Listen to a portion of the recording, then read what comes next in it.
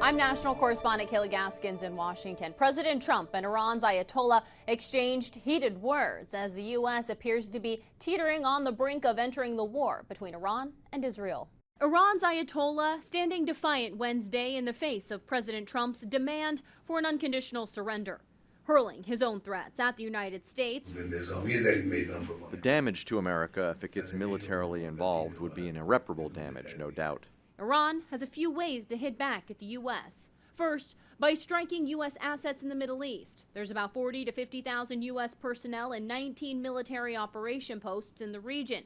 Beefed up naval assets in the Mediterranean Sea, the Red Sea, the Persian Gulf, and the Arabian Sea could be targets. Iran is reportedly saving some of its missiles specifically to use against the U.S. if they decide to join the war. The Iranian missiles are just not accurate. I mean, they can't hit a precise target.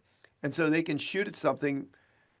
They might hit a U.S. compound. They might hit an embassy. If Iran could successfully strike at a U.S. target or kill somebody, honestly, it's because they were more lucky than good. The global oil supply could also be impacted, with ships avoiding a risky journey through the Strait of Hormuz. About 1/5 of the world's oil passes through here. These are commercial lanes, and people make decisions based on risk and things like insurance costs. They could also cripple global shipping by instructing the Houthis to terrorize ships passing through the narrow Bab el-Mandab Strait. There's a risk of Iran conducting cyber attacks as well, although this is less likely with impacts to their power grid and internet. Iran could also activate sleeper cells it has scattered across the globe, even potentially in the U.S., to conduct terror attacks and take Americans hostage. The problem with saying, well, how good are these cells is that, well, if they're a really good sleeper cell, you don't know about them until they do something. Some experts suggest it's not activating terror sleeper cells, but the potential of lone wolf attacks that could present the most danger